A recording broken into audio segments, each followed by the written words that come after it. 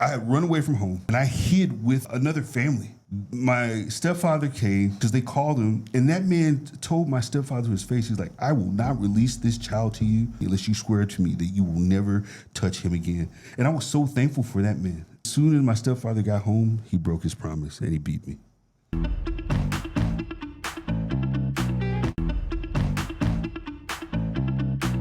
Hello, and welcome to another episode of unANSWERED, a podcast where we love to think, question, and connect. My name is Joe. And I'm Joyce. So we have a really good one for you today. What is the phrase that we're talking about today? Man up! I didn't know Donkey Kong was a guest appearance. Let's do the animation. Let's do the animation. Yes. So first watch this, and then we'll come back and we'll talk about it. We'll dive in, all right? I mean, first go watch this, and then come back. And we'll dive in. Yeah. See you in a minute. Man up, an English saying. For most of recorded history, strength in men meant one thing: endurance. Man up. This saying just sort of appeared somewhere between the battlefield and the blacksmith's forge. The measure of a man was how much he could carry and how little of it showed. The Industrial Revolution sharpened that into something harder. Men became machines, unfeeling by design, because feeling slowed you down, and slowing down meant your family didn't eat. So man up wasn't cruelty, it was survival code, passed from father to son, generation after generation. It worked for a while, but somewhere along the way, the code outlived the emergency it was written for. And the men who never broke, never bent, never asked for help, became the ones nobody could reach. So here's the question nobody asked. Man Up was supposed to produce strong men. So why did it produce so many broken ones? What does it mean to you to man up? What does it mean to me to man up? Yes. Let me first start with that. Go back, okay? Let's rewind. Go back. Because yes. I think it has two different actual definitions. Yes, that's the picture that comes to mind many times. But I think there's two different actual definitions. There's one where it's like, suck it up, buttercup. Ah, okay. You understand? Mm-hmm. And that's the one that can be toxic, but we'll come back to that one in a second, okay? Okay. The other one is, and I think it's from a positive standpoint, is like it's time for you to own and take responsibility and do what you know you have to do. So it's not that suck it up, buttercup. Hey, this is life, but it's more like, hey, I have to push myself to that next level, to the standard that I know I need to reach. So it's more encouraging than the I would say encouraging, instance. but I would say even more so challenging. Yeah, exactly. Yeah. So it's a challenge. Okay. Right, it's a challenge. Okay, let's go back even further. What was the first time that someone said this phrase to you? And in what tone? And what do you think they were meaning?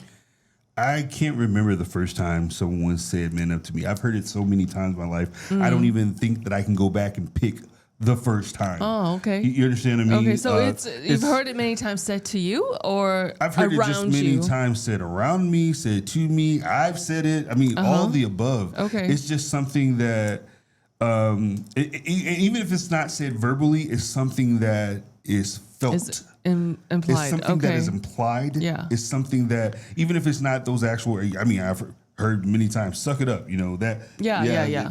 And to me, that's kind of the same thing, right? Okay. As men up. So, okay. Think back to all those times that you've heard the phrase, used the phrase. What was the intention? Like, what was the purpose? I can tell you that there were a number of times when it was used where it was negative. It's like where something's happening. Okay, let me go there. Even when I was a kid, it wasn't just that other people said it to me. I said it to myself.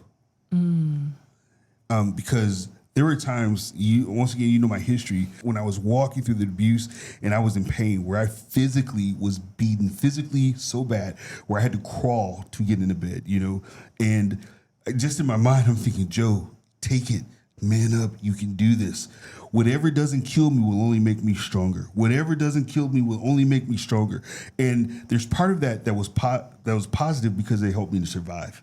But there's part of that also where it was like, man, no kid should have to deal with that aspect of the man up. You understand?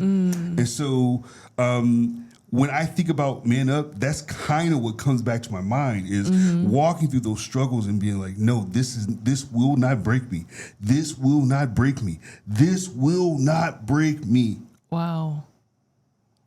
So it's something that you're telling yourself to help yourself go through these really hard times. I think, yes, it was something in that instance. I don't think that that's the way that most people use it, but for me, that's kind of what it was. And as I said before, those were very difficult times. And maybe at some opportunity, I'll be able to share that with our audience at some point. But to walk through that time and to think, man, the only way I'm going to get through this is if I gird myself up like a man and walk through it and bear it. And bear it. And bear it. Because no one came to my rescue. There was no one coming to my rescue. So there's only one thing I could do. Bear it. Grin and bear it. With all that was in me, go after this. But you were only a kid. But I was only a kid. And there's only so much a kid can do. There's only so much that you could muster up as a kid.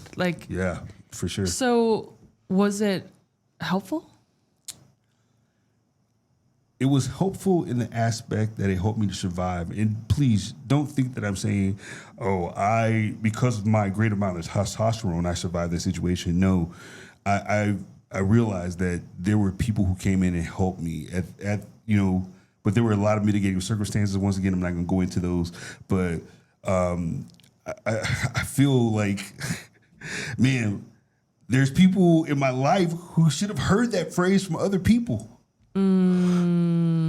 My stepfather, he should have heard that phrase. Yes. Man up. Yes. Don't take it out. Stop taking this crap out on your kids. On your kids, right? yes. Man up and own your responsibility. Yes. Don't take it out on someone who's so much weaker than you. Right. You understand? Because that's not what those people in the community who saw what was happening and they said didn't nothing. Do anything. Yes, other men. And now don't get it twisted, because I remember there was a couple people who actually tried to stand up for me. And to this day, that was a kid, and I still remember their faces. I don't even know their names, but I remember their faces. I remember how they stood up for me. And those people, those are men. Those are men. I remember one time, oh man, I'm going to jump into this. Yes. I remember one time I had run away from home, right? And I was hiding out, and I hid with another family. Because I had run to school, and this family took me into their home. And my stepfather came, and he came to the house because they called him, and that man told my stepfather to his face, he's like, I will not release this child to you unless you promise me, unless you swear to me that you will never touch him again. And my stepfather was like, oh yeah, I will never do. And I was so thankful for that man. Because he was one of the only people who I felt like really challenged my stepfather. Right? Now, I wish I could say that was the end of the story, but it wasn't. Why? Because as soon as my stepfather got home, he broke his promise and he beat me. As soon as I got home. Didn't even wait a bit. Didn't wait. And I even said, but you promised. He was like, so who cares what I said? And for me, I'm like, when I think of the phrase, he was the epitome of he was opposite. The absolute opposite of what it meant for that phrase. Yes. And so everything he was is the exact thing I wanted to be the opposite of. Dang. So he's like the anti-role model. It's like you're like anything but to be like you. You know what? I always say that you learn a lot of things, right? So you learn a lot of things from people, and many times people are mentors. Many times they're mentors of things that you should do, but sometimes you have mentors who teach you the things that you should not do. Usually you don't volunteer for those. No, you don't volunteer for those, but you can learn a lot. But you do learn. You can learn. Wow. So I don't know if we got off topic, but no, definitely not. So he was the villain, the anti role model in your life. Were there any, like you talked about that gentleman who stood up for you? I remember his son. His son wasn't even that close of a friend of mine. He was a close friend, but I still remember him. I remember his friend. I remember his name.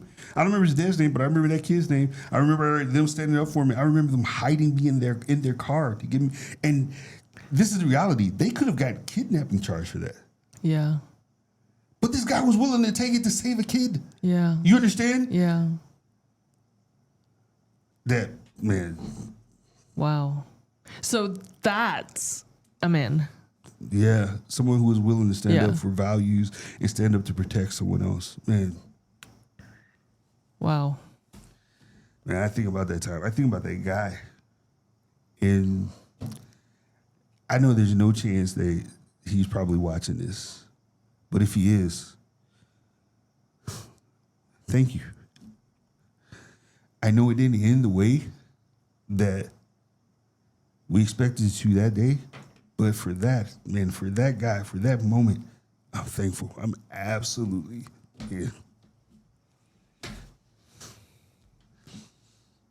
I'm thankful.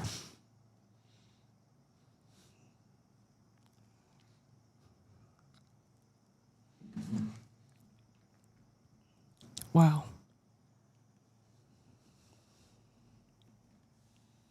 He taught me a lot. Can I want to? He taught me a lot about what it means to be a man.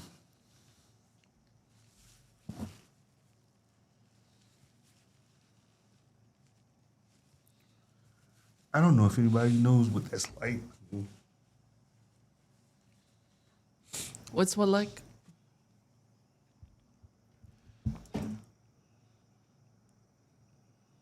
Just to be in that kind of situation and to be helpless. You know? I don't know. But I think I can imagine. Especially as a kid. Yeah, as a kid. And so is that part of me? When I think men up, I think about helping others. I think about being that example for others. I think about trying to meet that standard of what it means to be good and wholesome and a model for others and to protect that's I hope that that's the essence of who I am. And that's what it means to me to man up. That literally, that's what it means. But there's the other side. And the one where it's just suck it up. And I think that's kind of where I was when I was in that place where it's like, suck it up, Joe, and drive on. Suck it up, Joe, and drive on. Now, part of that got me to survive that aspect. But I'm telling you, once I got out of that community, not that community, but out of that house, and later on, it didn't help me because there was so much anger and so much. You can only suck it up for so long. Yeah. You understand? You can only suck it up. Like a vacuum will only suck up stuff for so long, and then it has to get emptied. Yes. Why? Otherwise, it gets destroyed. That's just what it is. We as humans can only suck it up for. We as men can only suck it up for so long. Yes. Before we have to release it. Mm-hmm. And it's going to release either as fear or as anger or as both or as mental illness, or it's going to come out in some way, shape, or form. Mm-hmm. Well, that's why so many abused people goes on to abuse people. Yeah, hurt people. Typically, always. Because there's no outlet for that anger, for that resentment, for all of those pent up emotions to go. There has been, especially in the last probably 10 years or so, there has been almost, and I'm just going to call it as I see it. I could be wrong. Feel free to disagree. Let us know what you think in the comments. But I feel like there's almost been a emasculation of the male, like a feminization of the male almost. Yeah. Where and trust me, I'm not excusing those toxic, bros who are out there, who just no, I'm not excusing them. But at the same time, I feel like there's this push for the male to be very like quiet and very reserved and to use Noxzema and to, like we must, you understand what I'm saying? Where there's all this like feminization of the male person. And I know personally, me, myself, it's confusing because it's like tries to put me into this box that is not me. Oh, I've held doors open for women when they're like, I can hold it myself. And I'm like, okay. Like, what does that mean? Okay. That is confusing. It's confusing. Yeah. When did politeness become chauvinistic? Yeah. When did wanting to help, when did common courtesy and wanting to help your fellow person become a bad thing? So do you think phrases like this contributed to it? Like what? I think that there are phrases that or I don't ideas. know if there's ideas. Right? Yeah. I don't know if it's the phrase that contributed to it, but it's an idea. The reason why it's confusing is because of this. At the same time, those same people were saying, "Oh, don't hold the doors for me. I can do it myself. No, I don't want you looking at me. No." Like, there's been times where I've honestly gone up to people and I'm a large guy. People are already intimidated by me. And I feel like I have to make myself smaller all the time. You've seen it. Yeah. I have to raise my voice up really high so that people don't get intimidated by me, especially being a large black male. I face it all the time. And I move in international circles, and it doesn't matter where I go, I still have to do it. It doesn't matter what company, I still have to do it. And if at any point I start to, at any way, shape, or form, start to exert myself, or then people, then they get like... They can't handle it. And I'm like, no, I'm not mad. You can go off the handle. You can like raise your voice. You can but if I do it, no way. That is not allowed. And why do you think that is? Because you're a big black male? I think because I'm a big black male. Yes, absolutely. And maybe that's getting off topic once again. But I think that it fits into this because the confusing part is I'm being told to man up, but at the same time, I'm being told by society to man down. Okay. You understand? And it's confusing. Which one do you want me to be? And I can't, at some point, I can't do all of it for all of you. No, I just can be myself. Yes. And myself is, I want to be kind to others. You don't know my story. You understand? Yeah. You don't know my story. I choose to be kind. I choose to want to help other people. Why? Because somebody helped me. I choose to be passionate. And if I'm passionate, does that make me a bad person? No. If I want to give you a compliment, no, I'm not. I know, I understand. I understand safety. I understand that all guys are their way. I get it. But at the same time, not all of us are bad.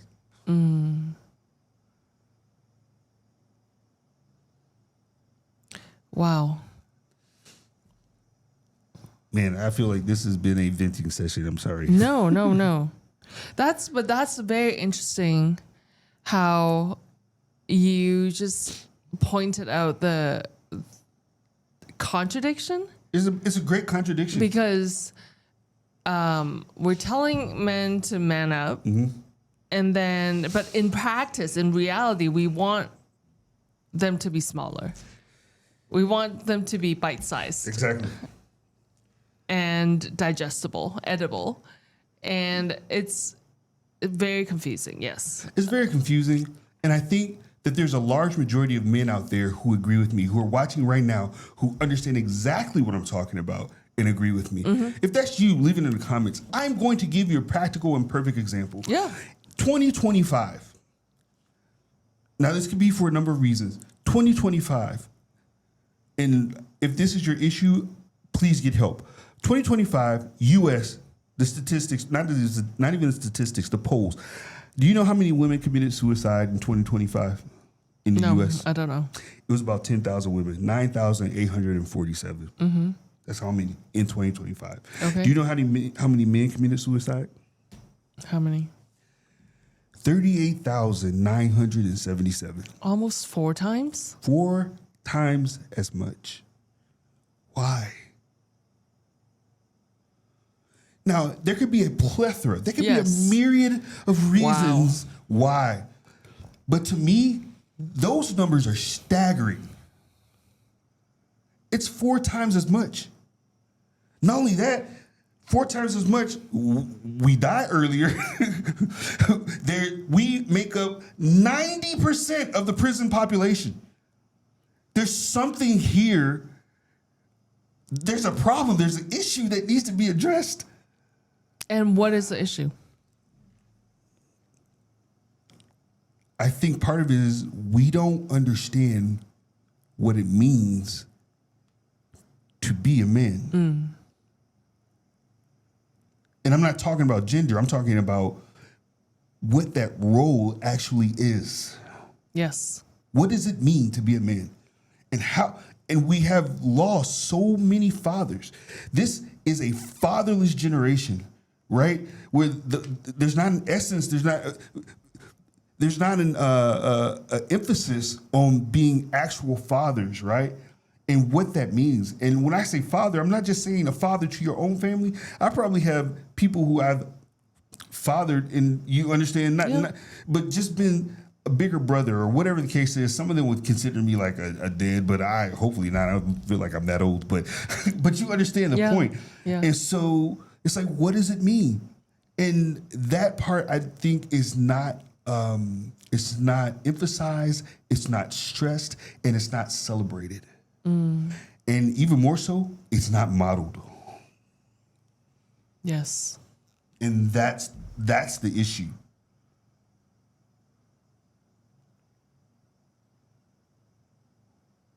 It's like there's a huge vacuum. Yeah, there's a gap. Yeah. Like there's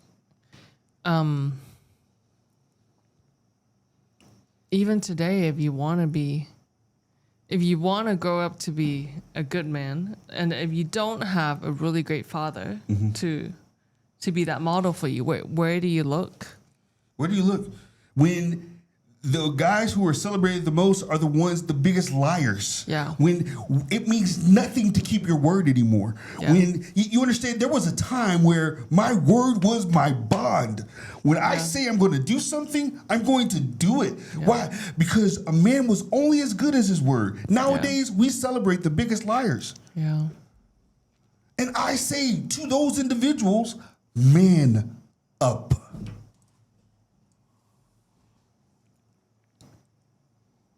Wow. And I think we got it backwards. Because to me, phrases like this is harmful because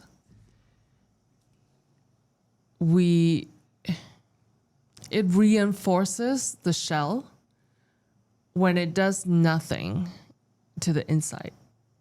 Does that make sense? It's an external idealization of what this species are supposed to look like. But then there's no path, no provision for nobody, okay, so we're all supposed to look like The Rock, okay?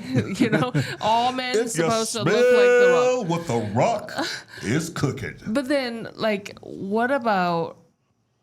But that's, just like you said, that's not it. It's not a look. Right. Right? It's a character. Yes, it's character. It's character. It's character. It's character. It's how you stand up to pressure. It's integrity. Yes, it's integrity. It's character. Because there's so much of what you said I want to respond. And I just think we as a society has just got it all wrong because we focus on the wrong thing. We just focus on what it looks like. And we provide no instructions, no pathway, no way. No real instruction on how to get there. How to get there. Yes. Or what does it take to build a foundation Right. so that we could build something that will not tumble? And I think that part of that, and I don't know if we have the full answer to this actually. We don't have what? I don't know if we have the full answer to how to do No, this. I don't think so. But I think that part of it starts generationally yes. in one passing it on to the next, right? Like a father passing it on to his son, Yes. or Yes. what older gentlemen, and understanding what it means to be a man, what it means to stand up for someone else.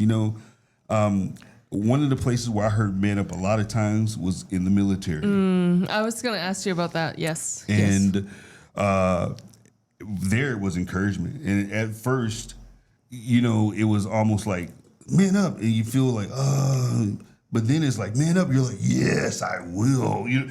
At first, it was almost like a slam, but later it became like an encouragement and a battle cry. Like, we will take care of, you understand? Yes. We will take care of business. Yeah. And just as a side note, I think, and I wasn't in the military all that long, but and didn't serve overseas or anything like that. So, but I think that there's something to be said about being willing to give of yourself and give of your life for a higher purpose. Yes. Yes. Isn't that one of the pillars of being a strong man? And that's exactly what I was trying to say. Yeah. It's the willingness to sacrifice yourself. You're willing to sacrifice. Yes. Like that's and that's, cross-culturally, I think this translates into every culture. sacrifice for the good. For the good. Yeah. Yes, For the good. For good. And so when I was preparing for this episode, I was thinking about the men I know in my life. And naturally, I think about my grandfathers. And both of them, they're older generation Chinese. So they are very, they don't talk so very much, especially my mom's dad. Like, he doesn't talk. So, but, so I don't feel like I knew them very deeply, but from what I know about them and what they've done, the sacrifices they've made for the family, says a lot about them. And it's that legacy that lived on. It's not, if I remember both my grandpas, they weren't big macho men. They weren't like super tall, muscular, or very manly looking. The image that this phrase conjured up in my mind, like they were none of that. But were they a man's man? Yes, they're absolutely they're in my mind. They're the epitome of strength. Like my grandfather on my mom's side escaped China at a very pivotal time to save his family, right? And he sacrificed everything, like his thriving business, his all of his money, like his fame, his everything, just so that his family can have a better future. Like my other grandfather worked so hard in his oyster sauce business to provide for the future generation. Yeah. Like he went to fight for, we talked about this in another episode, like his brother cheated him and he fought, not for himself. Like after he got everything back, he just gave everything to my parents, And so he's like, it is that spirit of sacrifice, of standing up for what is right, that really solidifies in my mind that they are strong. You know what I'm saying? Yeah. And then I think of other male role models I have in my life. None of them are like, Super, gym bros. Yeah, exactly. But, but they are, I just feel like I look up to them because they're strong and they're kind. They help others. As I said before, I think the reality, it comes down to not something that's just on the outside, though that can be attributed to some aspect, right? That can be an aspect, but the reality of what it means to be a man's man or to man up, I think, comes from the inside. And it's what it's something we ascribe to, that character, that integrity, that all of that, I think it's part of it. So let me ask you this. I know we don't have a lot of time. We don't have a lot of time. Hypothetically, if you had a son, how would you raise him to be a strong man?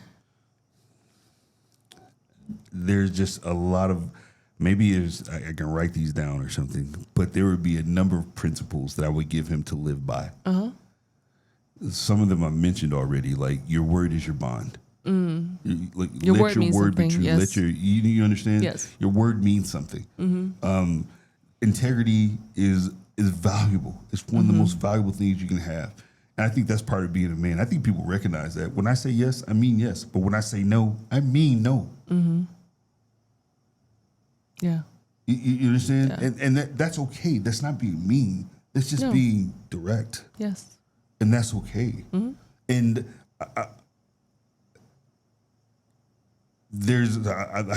I'm thinking so many things.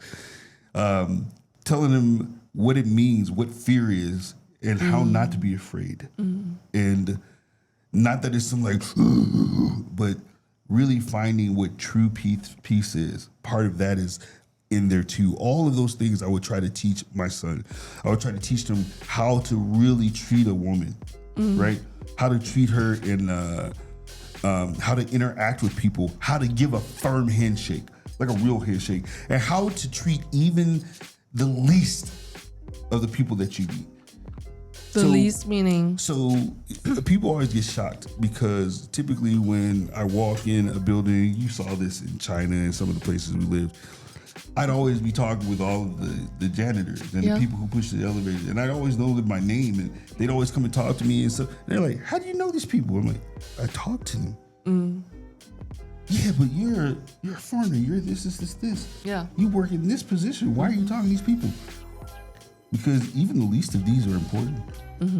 Every single one of these guys are important. Of course I'm going to shake their hands. Of course I'm going to talk with them. Of course we're going to have conversations. I used to know all the guards around our building. You understand what? Because it's important. And that's what it means is we treat everyone with kindness. I don't care who it is. We treat them with kindness until they give us a reason not to. Wow. That's a lot. I'm sorry. That was a lot. Please don't apologize. That is why we wanted to do this episode, right? This episode could go longer, actually, and we're already way over time. So, well, but we will go on.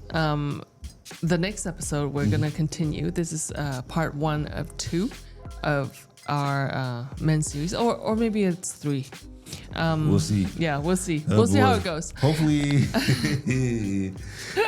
I'm like, there was a lot of emotion that went in this one. I'm not sure we could do this for another couple episodes, so we'll see. Well, thank you so much for tuning in. Thank you for joining us. Yes. Before you guys go, thank you once again.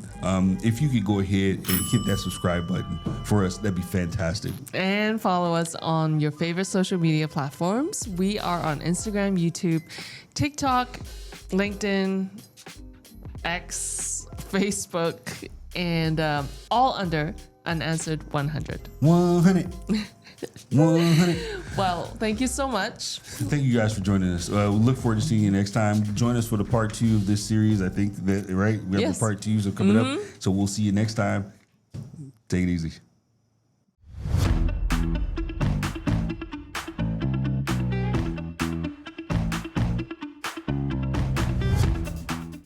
So the phrase "man up" was supposed to produce strong men, but why did it end up producing so many broken ones?